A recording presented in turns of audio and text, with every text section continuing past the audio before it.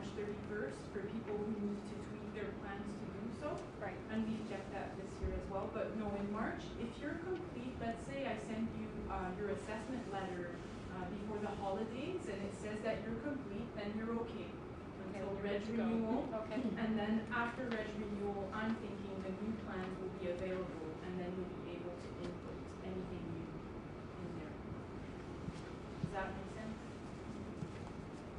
You can't put anything new. Okay, you can start Yeah. building it and I'm adjusting thinking after just that. Okay. for consistency for us, because Yep. otherwise it'll be too difficult to track from an operational point of view. Yep. Yeah, I see. Yeah. I saw another one. Yeah. When you're doing the summary over the last 3 years, do you have to put the dates that you've No. completed certain things, or it's just what you've done? What you've done. Okay. Yeah. Yes. Now, if I haven't completed the learning of my old learning goals, but now, as I have restricted activities, I have to include a new goal for each activity, right? For each restricted activity. Not necessarily each restricted activity. The requirement is that at least one of your learning goals relate to that practice. Oh, okay. So you still want to see the progress from at least 2 old learning goals? As a and then minimum. Yes, Yeah. exactly. And then one new one related to the restricted activity. Yeah. Okay, good. Thank you. Yeah. And if you have more, better, good. If you have the minimum 3, that's fine. Okay, so the system has room for a bunch of. It has room for 3 to 12 learning goals. Yes. So if I submitted like I'm in the group for like this year, I submitted at the end of the year, at the end of October, and if I haven't been able to complete all my goals, do I still have to submit another No. plan in March? No, you don't. Okay, so I just carry on. Yeah, you just carry on and it carries on. So, and Had then you the next submitted time I or? need to do is 3 years later. Yeah, exactly.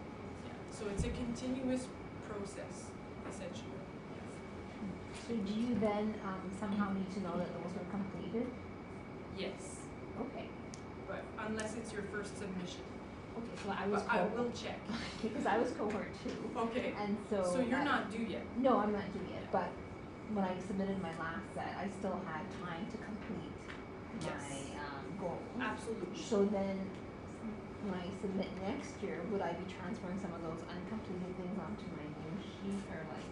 If you completed the ones that you had reported previously, then I should see that, and anything new that was started. Okay. Yeah. For most dietitians, I find that anything that they've completed in 07, 08, they're telling me now, oh, I finished this in 08 or whatever. And then they came up with new learning goals since then. Okay. So, Because it might be a good idea to input the old stuff into the new system as well. Right? Yeah. That way it's all in one place. yes, you can do that for sure. Yeah, absolutely. Did everyone hear that? So the question was, if I have goals that were incomplete the first time around, may I include them in my plan as well as anything new? And the answer is yes, because that summarizes the 3 years worth of continuing education. Am I running out of time? Just getting there. Okay. Okay, so I'll show you the professional development plan really quickly. Again, there's guidelines on the left-hand side menu, and there's also collapsible guidelines on the opening page of that section. So please refer to them if you're not sure how to fill out your plan.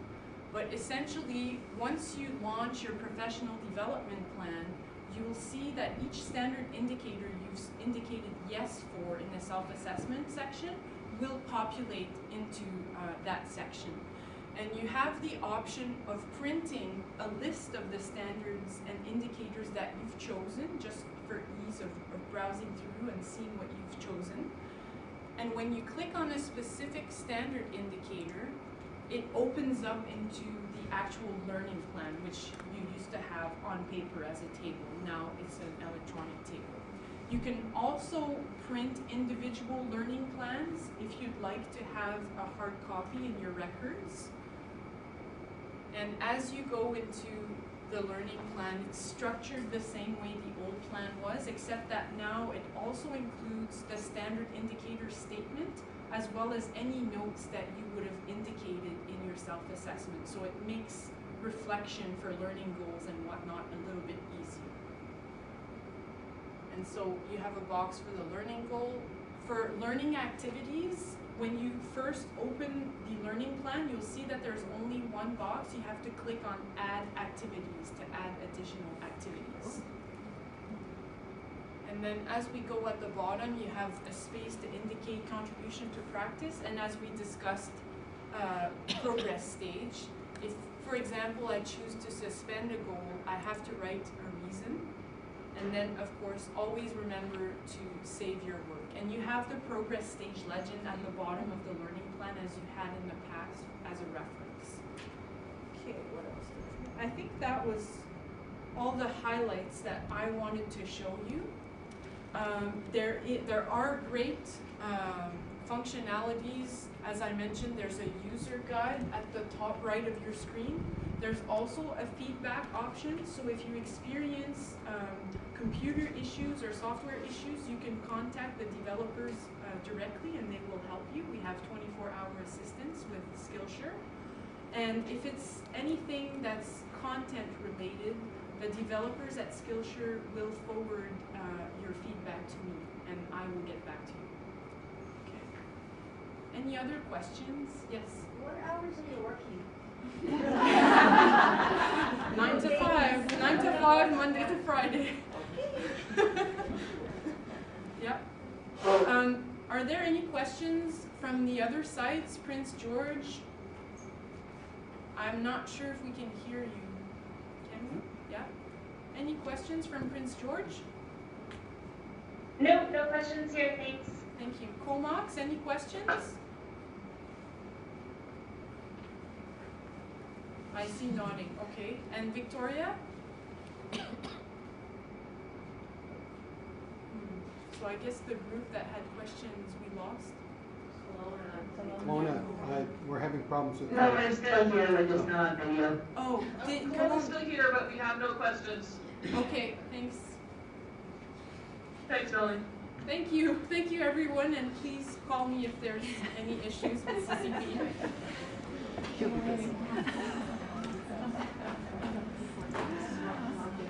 Everybody will go home and think, better do this now. Well, the thing is, they need to put something in the website, because I piloted the website over the summer, and it was never my understanding that that electronic submission was a summary of like 3 years. So Never I'm my going to understanding turn that that's what it the was. slides to I'm not sure where it was, I've never looked at it. Sorry everyone. First, yeah. We're almost done, so I'm going to turn the slide to Fern, and Fern will provide you with our other projects and updates. Thank you, Melanie. I know it sounds perhaps a little complicated. Once you get in, it actually is straightforward. And even I was able to negotiate the program, so I really don't think you'll have too much trouble once you get in. But we both are available for questions at any time.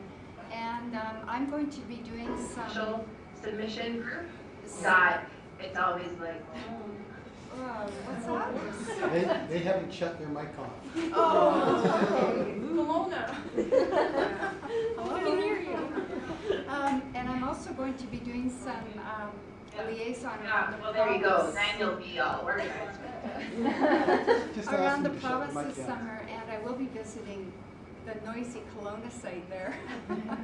And if you do have a group getting together, you're more than welcome to invite either me or Melanie to come and speak with your group, or both of us, whatever you like. So we're happy to do that. I wanted to, I know, the feedback portion. We have received a fair bit of feedback on the program already, and it's been very, very positive. In fact, the very first comments that came in were, wow, this is really cool, I've been waiting for this. So we've had some really good comments. So we look forward to your comments and your concerns, and we'll certainly do our best with the programmers to make it all go away, make it better.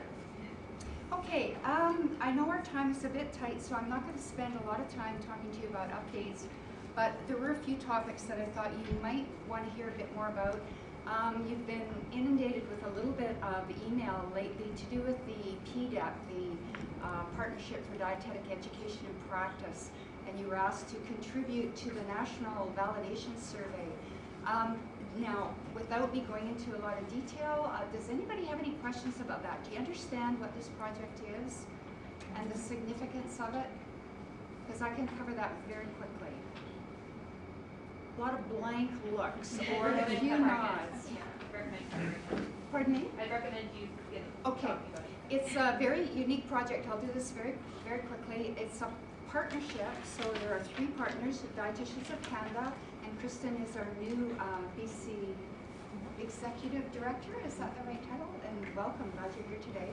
And so it's a partnership between Dietitians of Canada, all the regulators through the Alliance, our regulatory group, Melanie mentioned, and Peter, and dietetic educators across Canada. So those would be the academic, university educators, as well as the internship people who either work independently in an internship program or with an integrated program like we have at UBC. So these 3 groups have come together, and they're, without going into history, which I'm not going to, but the really prime purpose of us coming together to try and develop competencies for dietetic practice at the entry to practice level for all of Canada is threefold. Regulators need them to register people. We need to have a standard across the country. We have a standard right now, and it's based on Dietitians of Canada's accreditation standard, which also the educators teach to, but it's a little bit out of date and so needed updating. And then some provinces like BC, for example, adopted the newer set of competencies that the regulators put out. So then you start getting disconnect, that the college is asking for people to meet standards for registration that perhaps weren't covered to the point that we sort of thought they were being in the education program.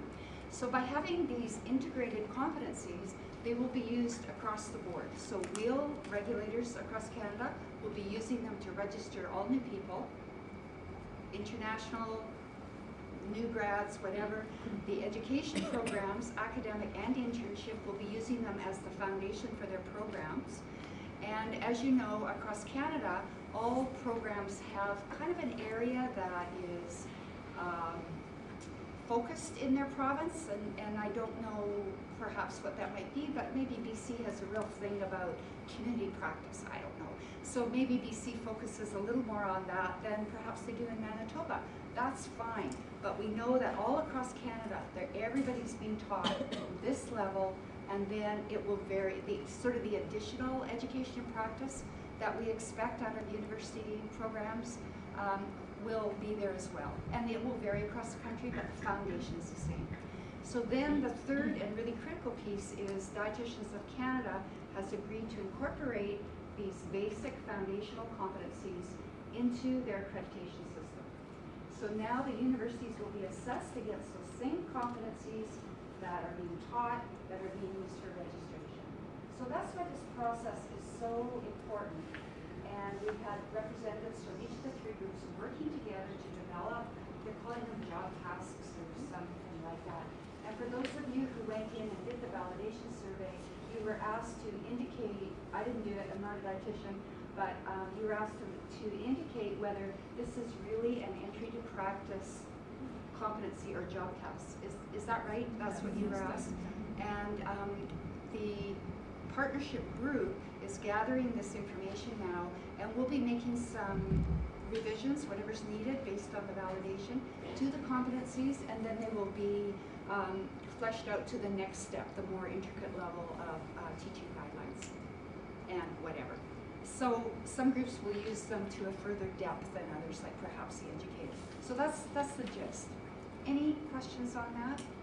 Very important project, and unfortunately the deadline for the survey ended October 11th. So just for general interest, how many of you were able to get in there and do the survey? Oh, excellent, excellent. BC was down a little bit in numbers in the first go round, so we sent out reminders and we